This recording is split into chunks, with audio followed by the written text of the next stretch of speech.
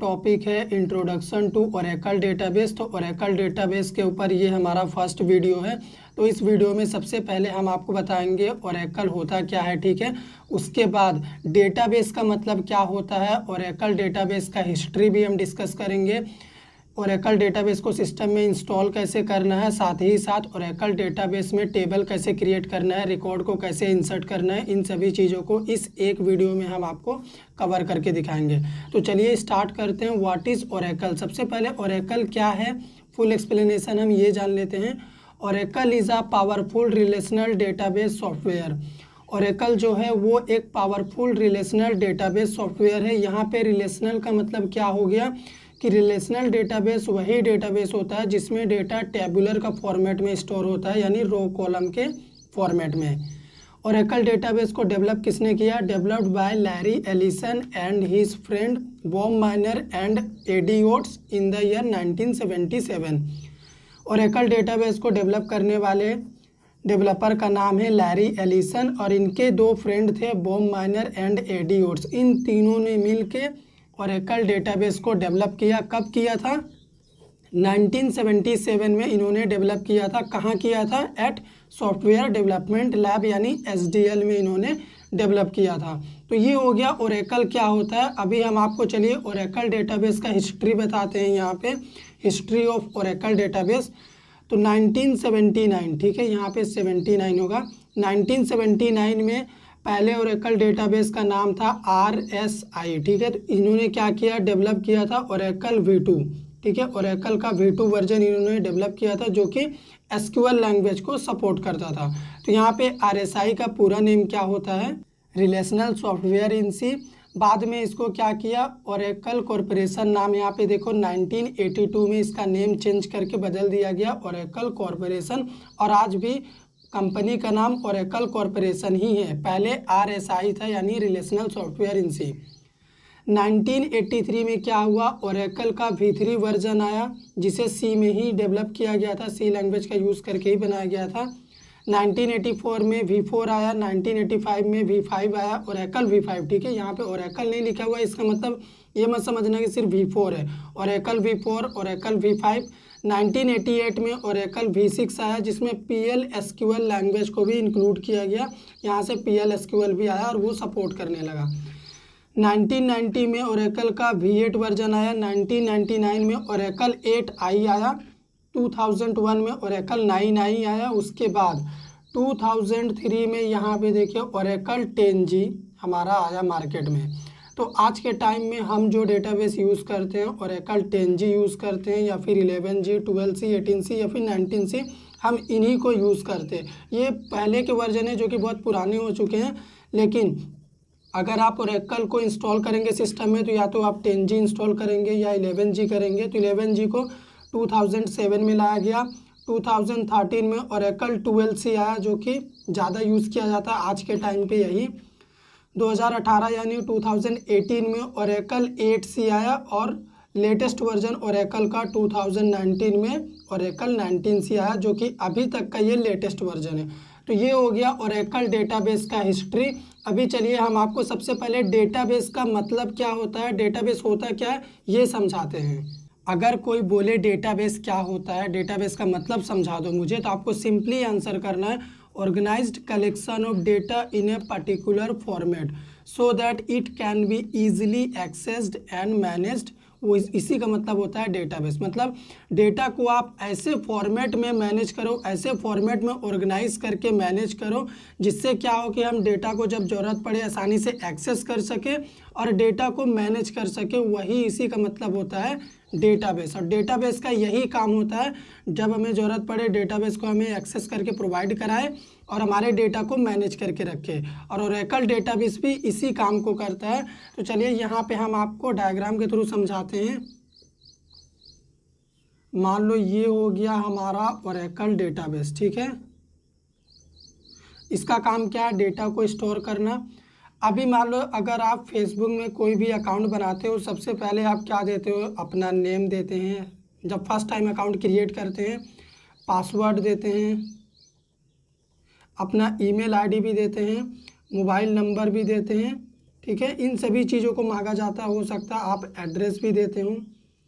तो ये सारी डिटेल्स हमें अकाउंट क्रिएशन के टाइम कहीं भी लगती है। ठीक है, एक बार अकाउंट अगर हम क्रिएट कर देते हैं तो हमारा जो अकाउंट होता है वो डेटाबेस में जाके सेव हो जाता है। ठीक है, डेटाबेस में स्टोर हो जाता है। उसके बाद अगर हमें अपने अकाउंट को जब एक्सेस करना हो तो दोबारा एक्सेस करने के लिए हम नेम और पासवर्ड अगर यूज़ करते हैं, अगर हम नेम और पासवर्ड एंटर करते हैं, करेक्ट इनपुट करते हैं, तो हम क्या कर सकते हैं, अपने अकाउंट को एक्सेस कर सकते हैं। तो ये जो अकाउंट हमने क्रिएट करा है इसका डिटेल जाके ओरेकल डेटाबेस में सेव हुआ। मान लो यहाँ तो फेसबुक का एग्जांपल दे रहे, तो मान लो फेसबुक के डेटाबेस में स्टोर होगा, पर एग्जांपल के लिए कंसीडर करो हम ओरेकल लेके चल रहे। तो जो अकाउंट क्रिएट हुआ वो डेटाबेस में जाके स्टोर हुआ। उसके बाद जब हम अकाउंट को एक्सेस करने की कोशिश कर रहे हैं तो वो अकाउंट हमें कहाँ से एक्सेस करने के लिए परमिशन मिल जा रहा है, वो अकाउंट हमारा डेटाबेस में स्टोर है। जब हम नेम और पासवर्ड एंटर कर रहे हैं तो वो अकाउंट हमें डेटाबेस प्रोवाइड कर दे रहा है, जो अभी हमने क्रिएट किया था डेटाबेस में स्टोर हुआ था। तो देखो जब हमें अकाउंट एक्सेस करने की बात आ रही तो डेटाबेस हमें एक्सेस करने का परमिशन भी दे रहा। अब अगर अकाउंट लॉगिन करने के बाद हम इसमें कुछ भी वीडियोज़ या फिर पिक्चर अपलोड करते हैं अपने फेसबुक अकाउंट में, तो वो वीडियो पिक्चर भी जाके डेटाबेस में हमारे अकाउंट में स्टोर रहता है, ताकि हम जब भी चाहें अपने उस पिक्चर वीडियो जो भी हमने अपलोड किया है उसे हम एक्सेस कर सकें। तो डेटाबेस का यही काम होता है, डेटा को एक्सेस करवाना और साथ ही साथ हमारे डेटा को अच्छे से मैनेज करके रखना। डेटाबेस हमें सिक्योरिटी भी देता है और हमारे डेटा को वैलिड करता है। मतलब अगर हम रॉन्ग यूज़र और पासवर्ड देंगे तो हमारा अकाउंट ये ओपन करके नहीं देगा। ठीक है, तो यहाँ पे ये सारी चीज़ें होती है डेटाबेस में। अभी चलो हम आपको बता देते हैं डेटाबेस यूज़ करने का एडवांटेज क्या होता है। सबसे पहले डेटा रिट्रीवल, इसका मतलब जब हमें चाहिए डेटा ये हमें रिट्रीव करके देता है। सेकंड, डेटाबेस हमें सिक्योरिटी प्रोवाइड करता है ताकि हमारा डेटा चोरी ना हो। ठीक है, डेटा रिडंडेंसी, इसका मतलब डुप्लीकेट ऑफ डेटा भी इसमें आसानी से हम रख सकते हैं, मैनेज कर सकते हैं। अगर एक डुप्लीकेट डेटा में हम कुछ चेंजेस करते हैं तो दूसरे वाले में कोई इफेक्ट नहीं जाता है।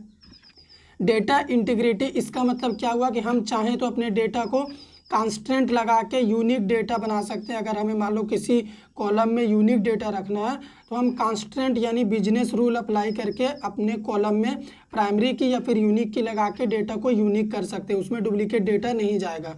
तो उसी को डेटा इंटीग्रिटी बोलते हैं। ये हमें फैसिलिटी प्रोवाइड करता है कि डुप्लीकेट डेटा को भी आप रोक सकते हैं अगर आप चाहें तब। इंडेक्सिंग का मतलब क्या हुआ कि अगर हम डेटा को रिट्रीव करते हैं तो उसका कुछ स्पीड होता है, तो वो स्पीड को रिप्रेजेंट करता है ये इंडेक्सिंग। तो अभी हम आपको ये बताते हैं, हम डिस्क्रिप्शन में आपको एक लिंक दे रहे हैं, उस लिंक में हम आपको ये बताएं कि ओरेकल डेटाबेस को कैसे डाउनलोड और इंस्टॉल करना है। ठीक है, स्टेप बाय स्टेप मैंने इस वीडियो में बताया, जो वीडियो का लिंक आपको डिस्क्रिप्शन में मिलेगा।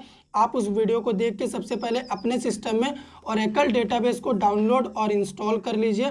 डाउनलोड इंस्टॉल करने के बाद कंप्यूटर सिस्टम में ओरेकल डेटाबेस को ओपन कैसे करना है, उसमें काम कैसे करना है, चलिए अब हम आपको वो चीज़ बताते हैं। सिस्टम में ओरेकल डेटाबेस इंस्टॉल हो जाने के बाद अभी हमें क्या करना है, ओरेकल डेटाबेस को ओपन करके उसमें काम करना है, टेबल क्रिएट करना है, रिकॉर्ड इंसर्ट करना है, रिकॉर्ड को फेच करना है। तो वो हम कैसे करेंगे, उसके लिए हमें यहाँ पे सर्च बार में आना है और सर्च करना है रन एसक्यूएल कमांड लाइन। आपको इतना यहाँ पे सर्च करना है। जब आप सर्च करेंगे तो आपको ये ऑप्शन दिखेगा, आपको इस पर क्लिक करना है। जब आप इस पर क्लिक करेंगे तो आपके सामने इस तरह का विंडो ओपन होगा। सबसे पहले आप यहाँ पे देखिए SQL लिखा हुआ है। SQL एक लैंग्वेज है जिसका यूज़ ओरेकल डेटाबेस करता है अपने डेटा को मैनिपुलेट करने के लिए, यानी मैनेज करने के लिए। इसी SQL लैंग्वेज के थ्रू हम ओरेकल डेटाबेस में टेबल क्रिएट कर सकते हैं, उसमें रिकॉर्ड इंसर्ट कर सकते हैं, रिकॉर्ड को फेच कर सकते हैं, डेटा में मॉडिफिकेशन कर सकते हैं, जो भी हम करना चाहें। सबसे पहले तो हमें क्या करना होगा, अपने ओरेकल डेटाबेस 11G से कनेक्ट होना पड़ेगा। तो हम क्या करते हैं, यहाँ पे लिखेंगे कनेक्ट, फिर हमसे पूछेगा enter user name. User name में आपको वही यूज़र नेम देना है जो आपने इंस्टॉलेशन के टाइम में दिया था। तो हमने इंस्टॉलेशन के टाइम में यूज़र नेम सिस्टम लिया था, तो हम यहाँ पे सिस्टम देते हैं, एंटर। फिर पासवर्ड पूछेगा, तो पासवर्ड आपको यहाँ पे टाइप करना है, लेकिन वो दिखाई नहीं देगा। अगर आप सही पासवर्ड टाइप करके एंटर मारेंगे तो आपको बोलेगा कनेक्टेड। इसका मतलब हम अपने डेटाबेस से कनेक्ट हो चुके हैं। अब हमें क्या करना है, अपने डेटाबेस में टेबल क्रिएट करना है। टेबल क्रिएट करने के लिए कमांड होता है, क्वेरी होता है क्रिएट टेबल। टेबल का नेम हम ले लेते हैं EMP। EMP हमारे टेबल का नेम है, ठीक है। उसके बाद यहाँ पे पहला कॉलम हम बनाते हैं EID, इसका टाइप होगा नंबर। दूसरा कॉलम होगा हमारा ENAME, इसका टाइप हम दे देते हैं varchar, यानी इसमें हम कैरेक्टर टाइप का वैल्यू लेंगे। कितना कैरेक्टर लॉन्ग दे देते हैं, साइज दे देते हैं 10 कैरेक्टर लॉन्ग। उसके बाद हम क्या करते हैं, एक और कॉलम यहाँ पे बना लेते हैं, तो कॉमा देंगे। जितने भी कॉलम आप बनाएंगे कॉमा देते हुए चलेंगे।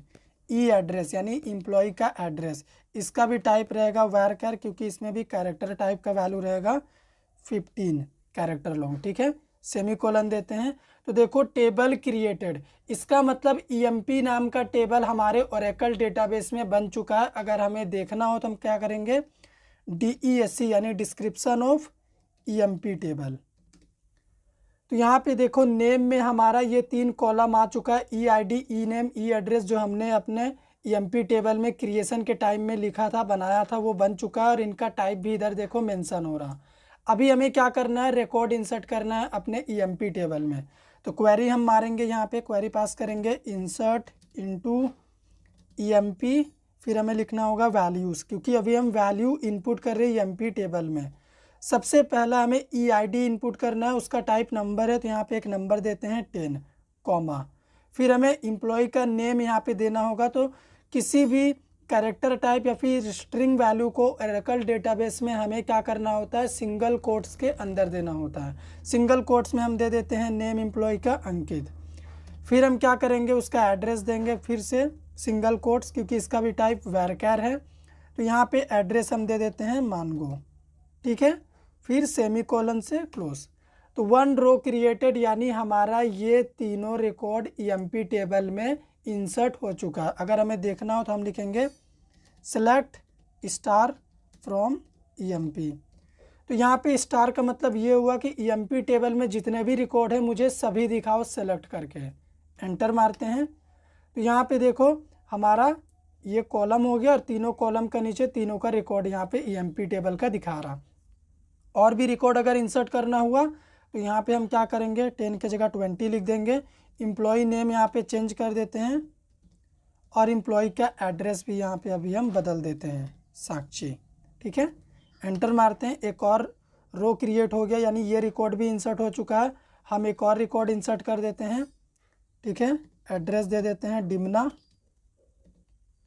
उसके बाद एम्प्लॉय का नेम दे देते हैं हम अखिलेश। उसके बाद इसका EID हम क्या दे देते हैं, 30 दे देते हैं। एंटर। अभी अगर आप टेबल का रिकॉर्ड देखना चाहें, सेलेक्ट स्टार फ्रॉम EMP, आप अप डाउन एरो के यूज़ करेंगे तो इस तरह से आप देख सकते हैं, ठीक है। हर क्वेरी को आप इस तरह से बाईपास कर सकते हैं। तो यहाँ पे देखो हमारा ये सारा रिकॉर्ड आ चुका है, टेबल में इंसर्ट हो चुका है। अब अगर मुझे टेबल को डिलीट करना हुआ ना, तो मुझे यहाँ पे लिखना होगा ड्रॉप टेबल नेम। तो टेबल हमारा ड्रॉप हो जाएगा, डिलीट हो चुका है। अगर अभी हम लिखेंगे select star from EMP, table और व्यू डज नॉट एग्जिस्ट, यानी ये टेबल एग्जिस्ट नहीं कर रहा, डेटाबेस से ये हट चुका है। तो इस तरह से आप ओरेकल डेटाबेस में टेबल को क्रिएट करके उसमें डेटा इंसर्ट करके डेटा फेच करके टेबल को डिलीट कर सकते हैं। अगर आपको वीडियो हमारा पसंद आया हो तो लाइक करिए, शेयर करिए। सबसे पहले हम आपको बता देते हैं कि इस वीडियो में हमने आपको क्या क्या बताया। सबसे पहले तो ओरेकल डेटाबेस क्या होता है हमने आपको ये बताया। उसके बाद हम ओरेकल डेटाबेस का हिस्ट्री बताया आपको। फिर हमने क्या बताया कि रिलेशनल वर्ड का मतलब क्या होता है, कौन सा डेटाबेस रिलेशनल होता है। उसके बाद डेटाबेस का मतलब हमने आपको बढ़िया से समझाया। फिर ओरेकल डेटाबेस को इंस्टॉल कैसे करना है, उसका लिंक भी हमने डिस्क्रिप्शन में प्रोवाइड करके आपको वो भी समझाया। फिर ओरेकल डेटाबेस में काम कैसे करना है हमने ये भी देखा। आपको बता दूं कि ओरेकल जो है वो डेटाबेस का नेम है, लेकिन ओरेकल कॉरपोरेशन उस कंपनी का नाम है जिसने डेटाबेस को, ओरेकल डेटाबेस को डेवलप किया था। अगर आपको हमारा ये वीडियो पसंद आया हो तो लाइक करिए, शेयर करिए, चैनल पे नए हैं सब्सक्राइब कर दीजिए।